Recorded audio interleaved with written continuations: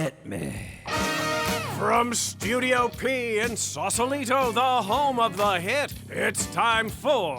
Succotash. Yes, Succotash, the Comedy Soundcast Soundcast featuring snippets from comedy. Soundcasts. And also interviews with comedians, comedian soundcasters, and other showbiz folk.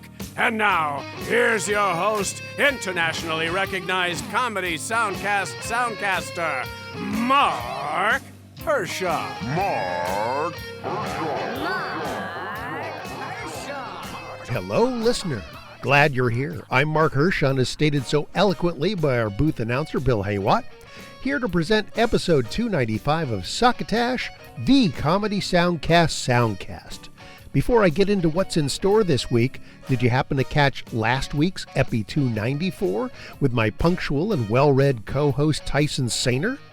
Well, he brought the heat, I tell you, with clips from a trio of shows including Wheel of Randy, a Randy Newman podcast, Podcast Killed the Video Star, and The Hollywood Experience. If you missed it, run, don't walk. To download or stream it from any of the wonderful distribution points on the World Wide Web, including Apple and Google Podcasts, Stitcher, Amazon Music, YouTube, SoundCloud, Audible, and many others, including our home site, Succotashshow.com, where you'll find a blog entry for every show we've done for the past 10 years and 11 months, with clickable links to the shows and the social media accounts for the hosts and many of the guests. I just want to take a moment to acknowledge the international clown fiesta that Vladimir Putin is orchestrating on the people of Ukraine. There's not much that we as the hosts of a comedy soundcast can do to actively help the situation, but we do stand in support of the people and country of Ukraine, and just as we're no longer distributing Succotash via that streaming service that Neil Young doesn't like, we also will not feature clips from any comedy soundcast produced in Russia. It's not much, but it's what we've got to offer. All right, enough of that. Let me take your mind off the troubles of the day with the distraction of a quartet of soundcast clips that we have never featured before. Comedy Gold Mines with Kevin Hart, Hypochondriactor, The Extra Mundane with Max West, and a brand new offering on the Podwaves entitled Let's Make a Sci-Fi. We're also brought to you this week as usual by Henderson's Pants and their Scavenger Slacks.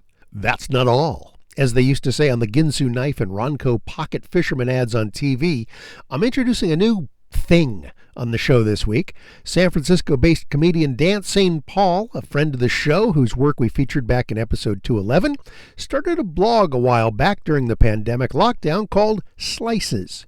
He writes up these funny essays and thought pieces about the absurdities of life. I've been suggesting he think about recording them and get them out there somehow, and then it hit me. Hey! I have a soundcast, a comedy soundcast. Dan could play them on our show. So, Dan cut his first one this week, and we added in some music and some sound effects along the way. I'm going to play it for you right now. It's called the No Tube Alternative. See what you think. We went through a remodel last year. It took the better part of 2 months and several iffy Airbnbs till we could move back in. We were generally happy with the result, and a neighborhood couple planning their own remodel came to see the updates and pick our brains about finding the right contractor. Months later, they invited us over to inspect their home's new facelift. They revealed their new floors as we oohed like the studio audience on The Price is Right. We awed as they displayed a large drawer filled with plates and bowls. I thought, wow, that's a great idea. This is going to come in very handy when you get too old to reach the cupboard. After touring the kitchen and living room, they guided us into what was formerly the family room. They explained it had been converted into a dining room since they don't watch TV. The phrase stood out. We don't watch TV.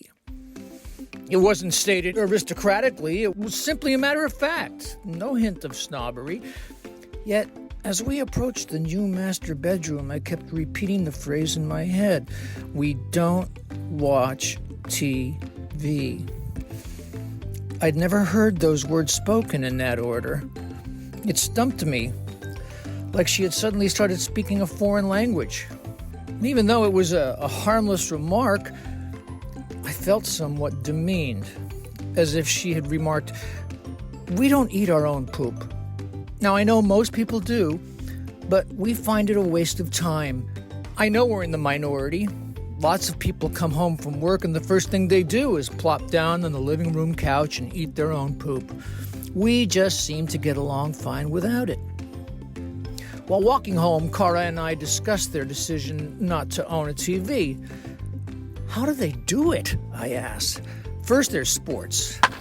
I could not adequately enjoy life without watching baseball. I could try it, but I'd always be searching for scoring updates and highlights.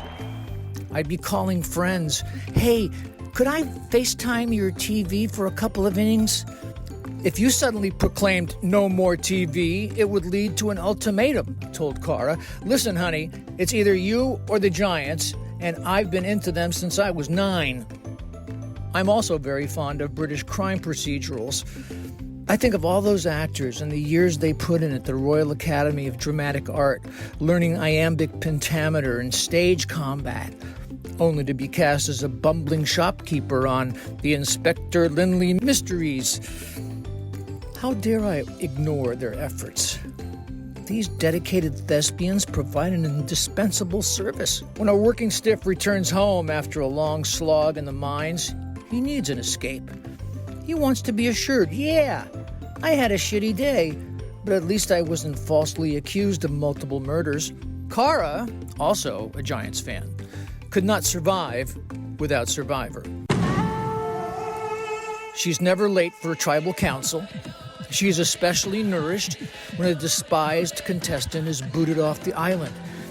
She suddenly becomes a zealous Julius Caesar in the Colosseum, giving the thumbs down to a conniving personal trainer from Denver. That bitch had to go. The truth is, I don't like these folks any more or any less because they don't watch TV. They're just different. I know she's retired and gardens a lot. She has a beautiful front yard. In fact, she makes passion fruit caramels with homegrown passion fruit. I had them. They're delicious.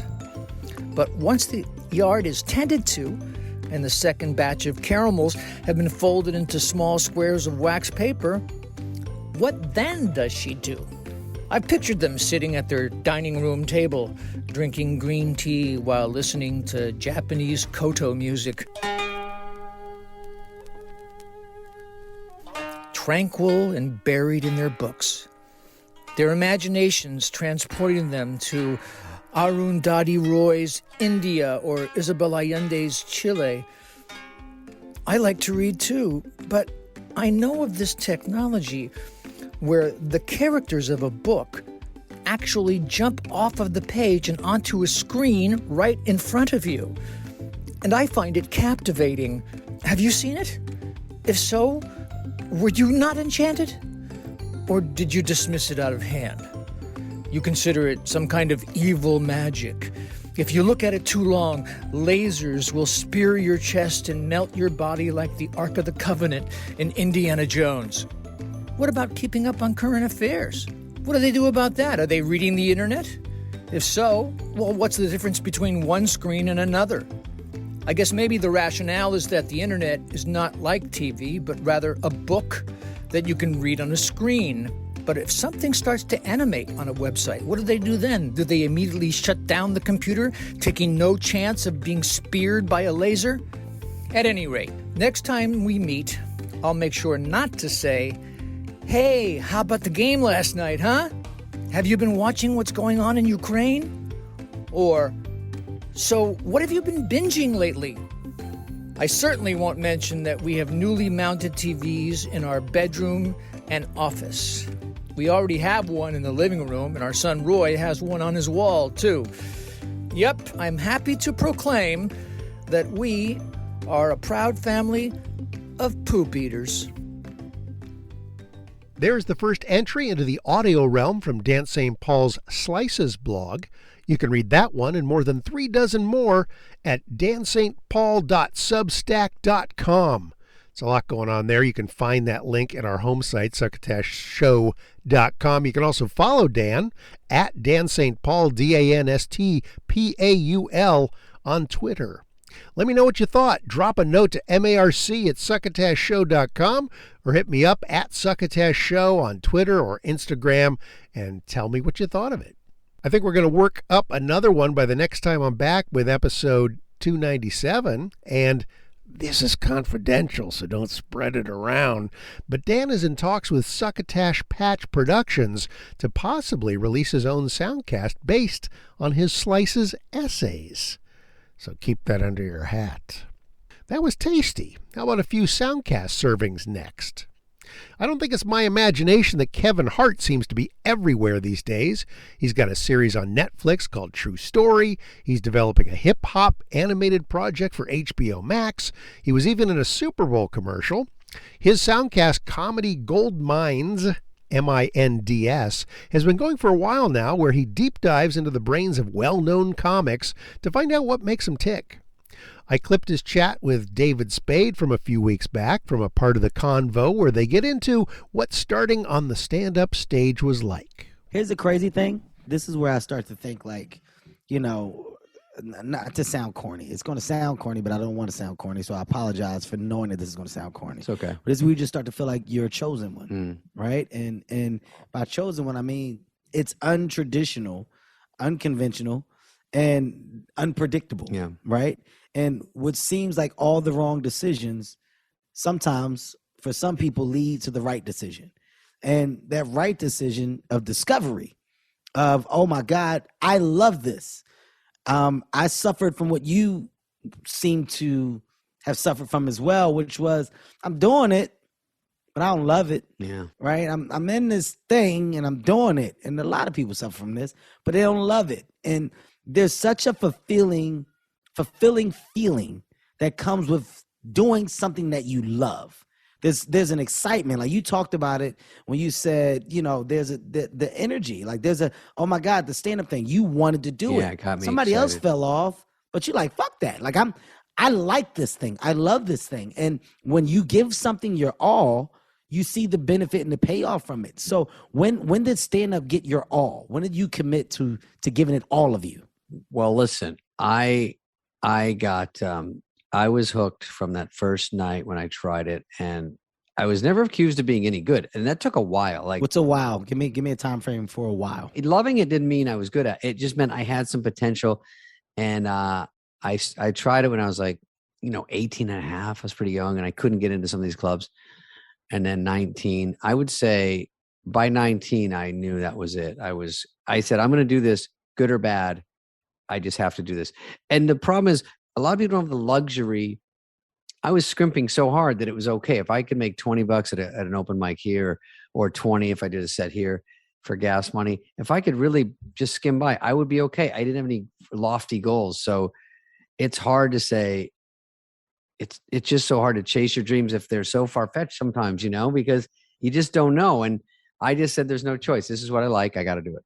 And I just kept doing it. And, when you grind it out and try and you like something, you do better. And listen, I never liked my jobs. Of course, no one really does. It's work. But with that, as you know, it's sort of less work because thinking of a new idea for stand-up is like one of the funnest things in life. When you think of something, you crack a code of like going, oh, fuck, this could work. And then those are the few moments in life that are still fun. How? Matter of fact, it shouldn't be how. When did you tap into the space where you said, this is now my career. I can support myself off of this. What was the defining moment that money was attached to the craft? I can quit my job. I can stop doing everything else. David Spade is now going to be a stand-up comic. I have an announcement. Yeah, I have a stand-up. And everyone freaks out. These are informative, David. I have to ask you these questions. I know. I don't mind a question. I'm trying to think if there's an answer. Here's the crazy thing. It's not just for my listeners. It's for me. That's why I do this podcast, man. I have a high level of love and interest for understanding those that share the same thing that I share, a love for. Like, what was your journey? So I want to know, like, when did you get to the place where you said, fuck that, this is it? Yeah, I think when it was earlier than I thought because I was at Arizona State and I wasn't doing well in school because of the fraternity, which wasn't a bad thing. It just, that was my choice. But once I finished that in a semester, I said, I don't even want to go back to school. I just want to chase this other thing. And I chased stand-up, and I think that was it. Now, it didn't mean I made enough money. It took a long time. I always had another job. I was a valet, and then I was this and that, worked at a skateboard shop. And then I was trying to get road work, but maybe make $400 a week doing an opening or middling. And then it just took forever to break in. And then I got to LA probably 2 years when I was 20. Okay. Still wasn't doing well, but was doing the improv. Got a small part in a movie because I was the improv. Okay. And I just didn't look like everyone. It was really not I was the best. It was, oh my God, this kid can play a high school kid. There are quite a few back episodes of Comedy Gold Mines to mine, so to speak, all with comedians you know or at least have heard of. So download a few and keep them handy for those long drives or plane trips we're finally able to start taking again. Fans and friends of Succotash know that I am a nut for any soundcasts that come out of the funny factory that is Kelly and Kelly Productions. This sounds serious, Dexter Guff is smarter than you, and just scads of other crazy satirical stuff they pump out. It's all comedy gold. Flip back to Succotash Epi295 for my chat with Pat Kelly and Peter Oldring, two of the main brains behind those shows, to learn more about how the humor sausage is made. Now they're presenting Let's Make a Sci-Fi, and this is a show that's different than a lot of their mock-you-style products. It's the 8-part adventure of 3 comedy writers, Ryan Beal, Maddie Kelly, and Mark Chavez, and their earnest attempt to write a pilot episode for a serious science fiction TV or streaming series. Here's a snippet from their first episode where the 3 writers are spitballing ideas for what the core of the show might be about. Goodbye Moon. There's an asteroid going to hit the moon, and it's going to obliterate the moon, and they need this company to stop it, and that's going to happen in 20 years. Okay. So this company gets this contract to stop this asteroid hitting the moon. So we follow the CEO and that company as they prepare and fail. So the asteroid hits the moon, and it destroys the moon. Now, it doesn't destroy the planet. It just creates a ring of debris around the planet. The wobble of the Earth goes wonky. Seasons get fucked up. The tides are no more. We don't have a moon. We had a ton of ideas. Probably too many. We can't play them all, but trust me, some just didn't measure up. I also had this idea where a place where nobody dies. Like we cured death. Yeah. And then the old people just pile up and they become feral and they walk through the streets. Is this the same idea? They kill people. Kinda. The idea of Wild Wild West. Yeah. Right. And then there's a problem with stampedes, either old people or horses. And from the ideas we liked, none of them really grabbed us. So we remembered Jem's advice. I'll jot down all these ideas, but I don't really start working on them until I can find a hook. She said she can tell an idea is good when she figures out who the protagonist is, what their journey is, and why it's different. And protagonist-wise, what are we thinking? We looked at some of our pitches to see if a protagonist would emerge. So who would be a good protagonist for the sports reporter idea? For me, the protagonist is the sports reporter, newsflash, trying to make a name for themselves. Maybe Red Rover. Okay, so I think the protagonist would be the person who is not necessarily in charge of the settlement that's on Mars, but is in charge. Well, obviously, Gleebop is the star of this Obviously. one. And it was a good exercise, but nothing really sparked us. So we decided to keep pitching ideas. And Mark came to the table with a really fun concept about trying to reach a distant planet using something called a generational ship. And that is when you put up somebody on you put a group of people on a spaceship, and then they have kids, and then those kids have kids, and by the time they're the grandchildren, great-grandchildren, those are the people that arrive at the destination. So you have generations of people dying off. In this one, there'd be 2 ships. They're flown separately. They're not to touch each other. Right. The offspring of these ships are going to be the seedlings of the planet they're reaching. So they have to maintain complete autonomy on the ship. And then, so something happens, one of them breaks down, and they have to in space, intermingle. The show would take place at the 11th hour in the middle of space, whatever this is, the 17th generation into the voyage. And then something goes wrong. they're off the plan. They're off the plan. Just like you're a little off the mic. Yeah. They're off the plan. Yeah. And with the room settled and everyone in a good sci-fi frame of mind, it finally felt like the right time to share my water idea. Okay, so this one is... So there's some scientists believe that humans actually had an aquatic stage of development. And that's why there's some of these curious characteristics of like hairlessness and the buoyancy of human breasts. And so it's part of the science. Okay, a little bit of laughter, but that's fine. It's part of the science. But like, so imagine like dolphins and whales, they were all on land. And then they went into the water and they became water creatures. So imagine 2021, humans have developed aquatically. So we don't breathe. We're still mammals, but we're like dolphin people. And now we're coming up on land to explore the land the way we explore the water. Right.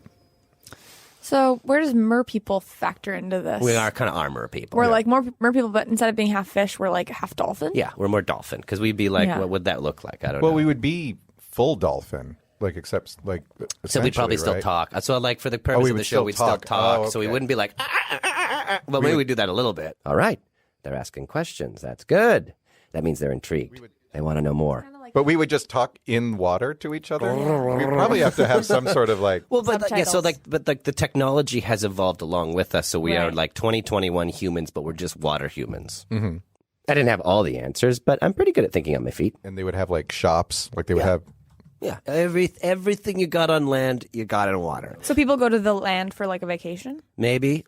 But then the laughs started coming. Like, is there any conflict or is just... Tons of conflict. Yeah, like with the studio.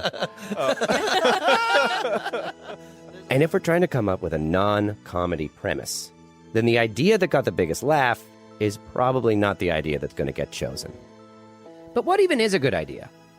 With all of these ideas to choose from, we're going to need some more help. During their 8-episode effort, the writers call on some well-known folks to get some advice, like science know-how from Neil deGrasse Tyson and story structure from Rainn Wilson. That's Let's Write a Sci-Fi, and you can find it pretty much everywhere soundcasts are streaming or downloading. Up next, a word from our sponsor, Henderson's Pants, and they're brand new. Well, they're not really brand new. They're several years old, and they're available on shelves right now, or they would be if this wasn't completely fictional. They're scavenger slacks. Hello, friends. Bill Heywatt here with some awesome news from the good folk at Henderson's Pants. They are finally all aboard the recycling bandwagon. That's right. You know, it took a while, but all of your cards, letters, and court injunctions finally caught the attention of Old Man Henderson, and he's vowed to give up his resource-gobbling habit the same way he puts on his new Henderson scavenger slacks, one leg at a time. The material for these new dress pants is as varied as there are days in a year. That's because Henderson's dumpster diving legions are out there right now, rag-picking every scrap of discarded cloth they can find, whether it's denim, corduroys, burlap, hemp, cotton, twill, or even in some cases aluminum foil. They're popping it into their collection sacks and scurrying back to Henderson's main factory in Lenexa, Kansas. Once there, Henderson's Pantsketeers work their magic and combine all that cloth into pairs and pairs of trousery wonder. Pairs and pairs of trouser wondery. That's better. Originally designed for middle-aged court jesters, professional golfers, and your Uncle Ned. Henderson scavenger slacks are going to be all the rage if the company can ever afford to once again gas up their fleet of delivery trucks. That's Henderson's, makers of buckled swashes and jerkin gherkins since 1347. And now back to Succotash.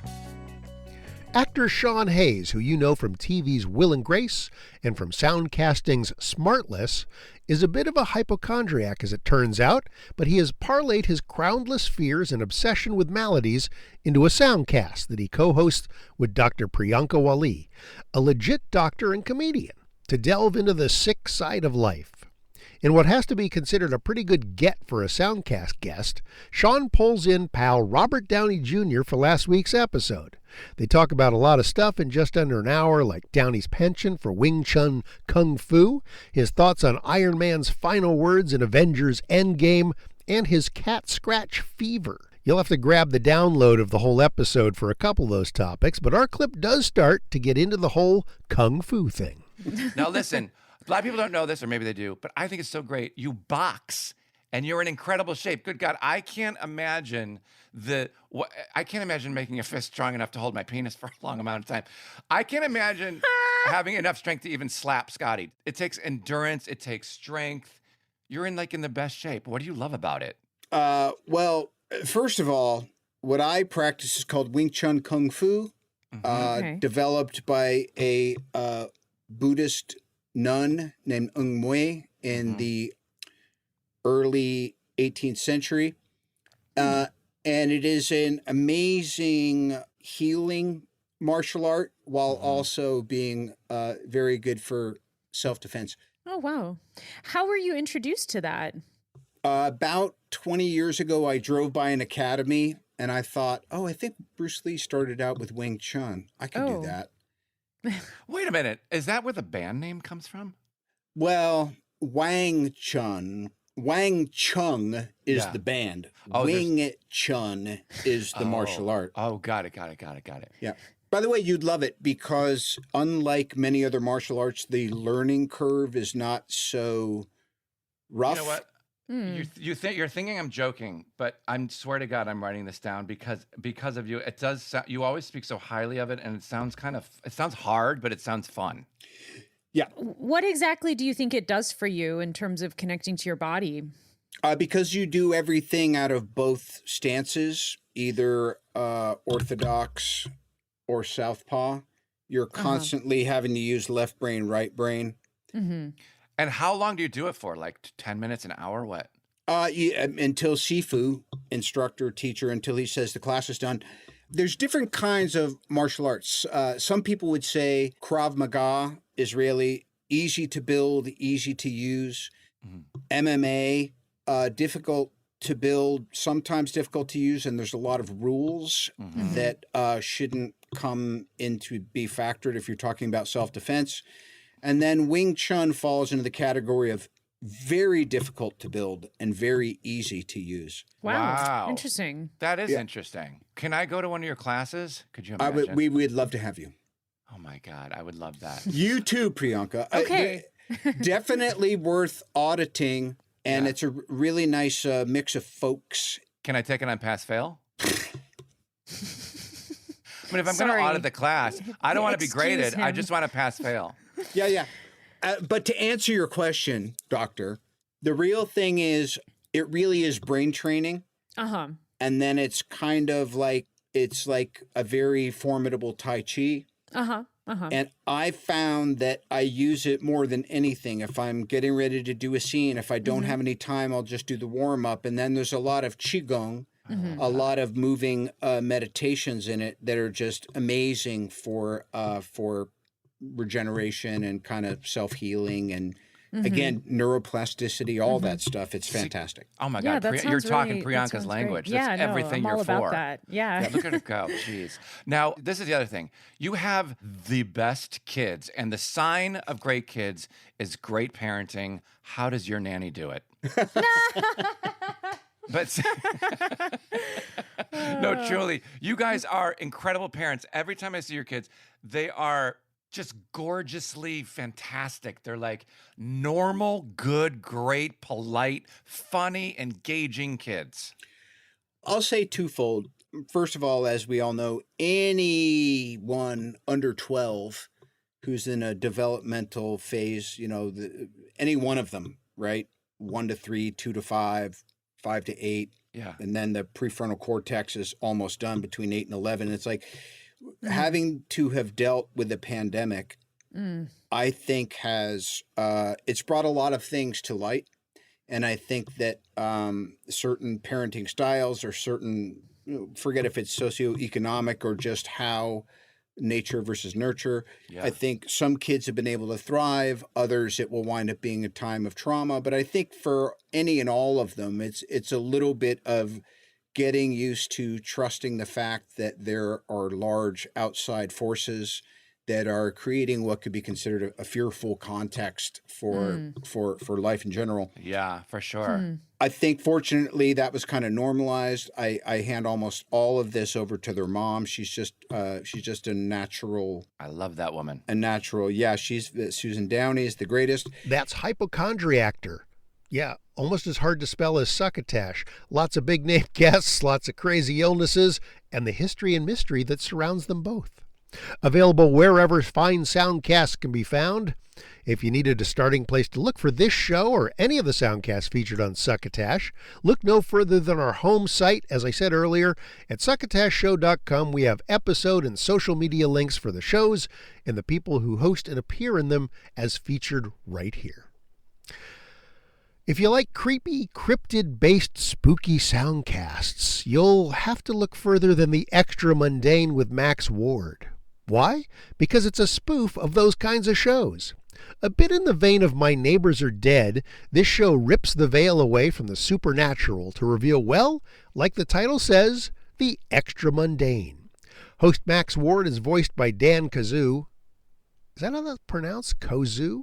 It's the first time I tried to say it out loud. He's a writer of fictional nonfiction for places like McSweeney's, The Hard Times, and The Infinite Worlds, and other sites.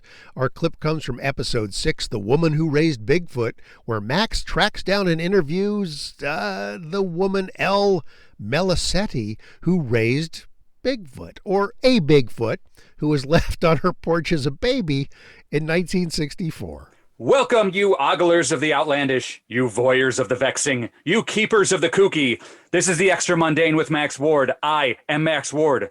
Tonight in the show, there's no other way I can put it. It's the woman who claims to have raised Bigfoot.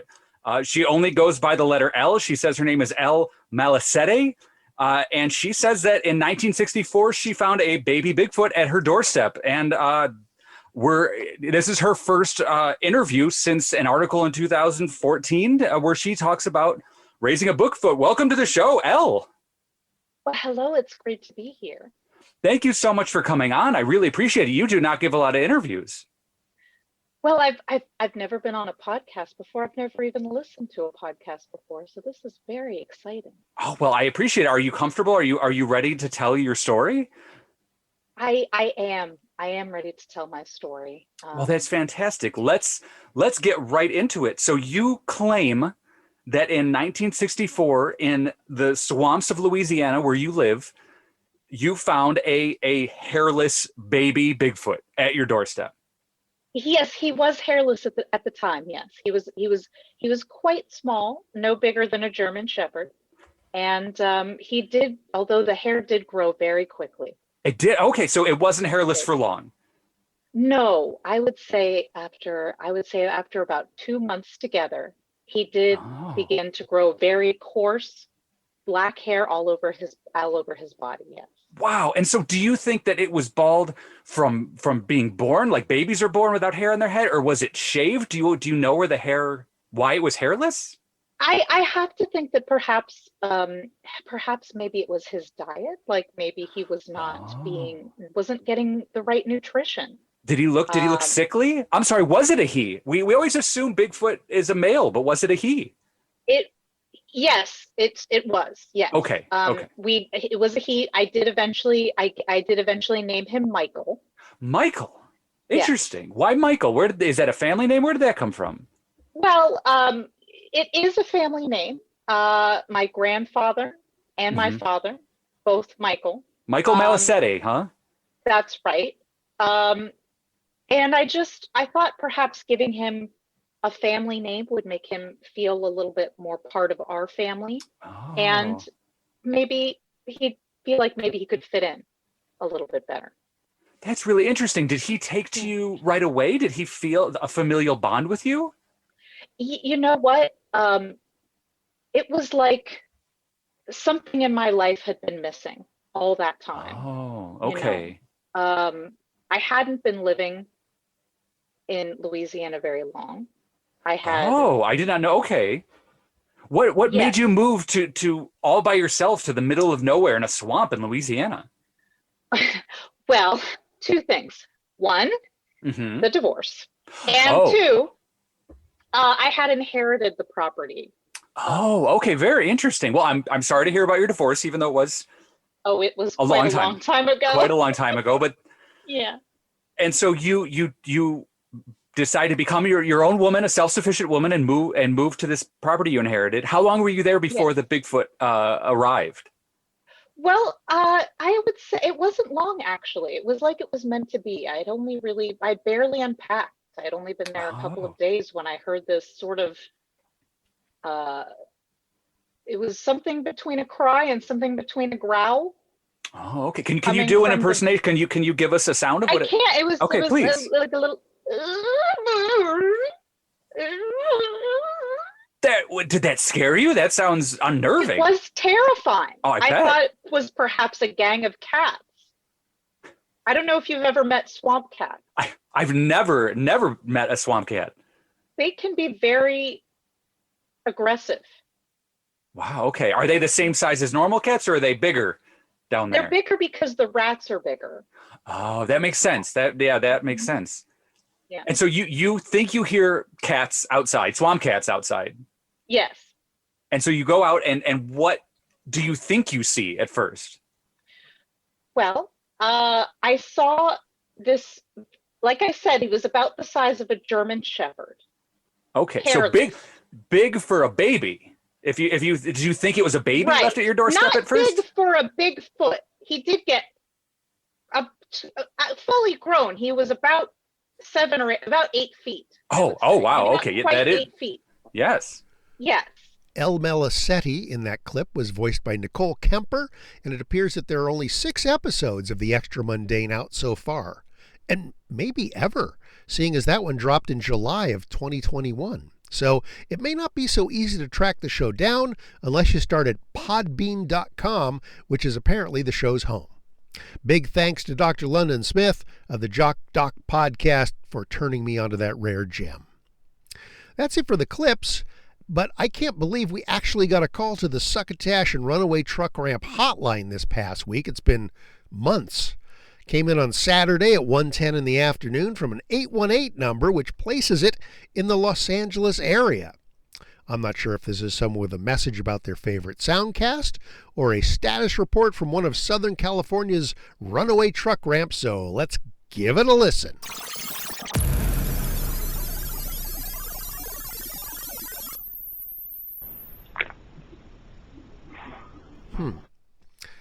Joe Polino, our engineer, is on a break at the moment, so Kenny Durgis, booth assistant, please hit play on that one more time, okay?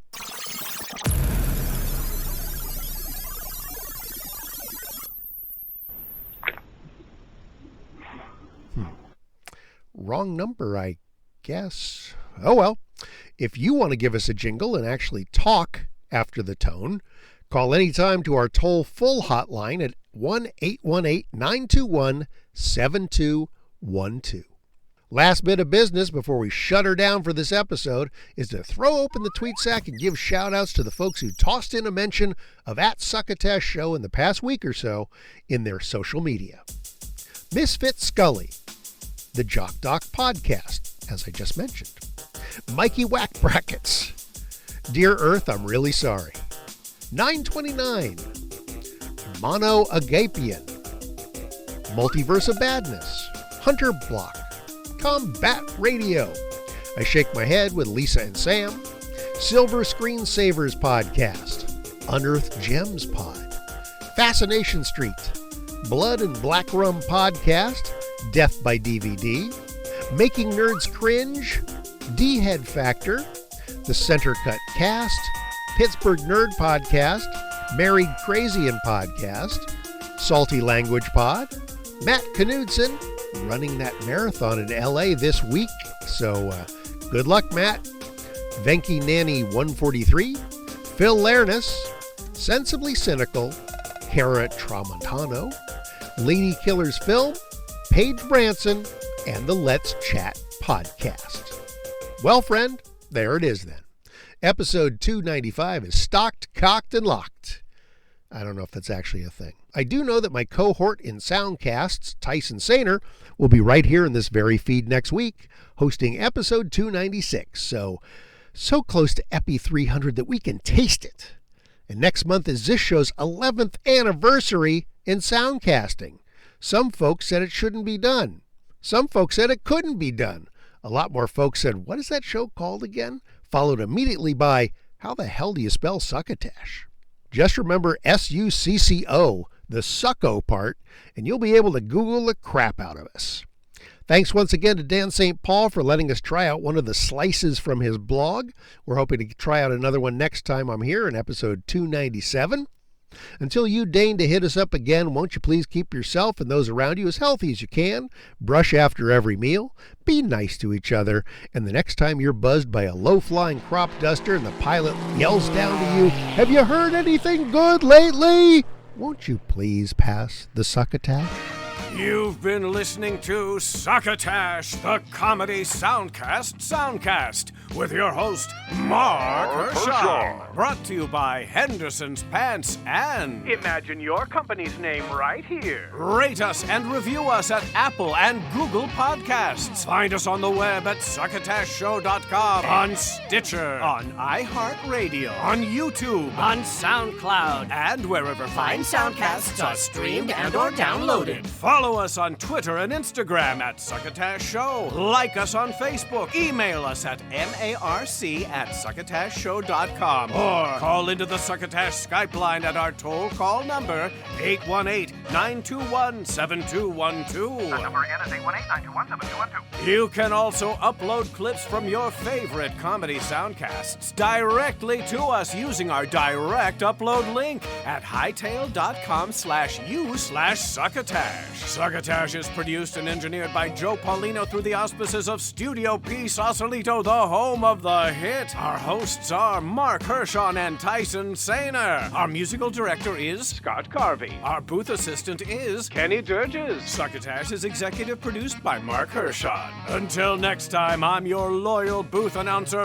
Bill Heywatt, reminding you to please pass the succotash. Goodbye.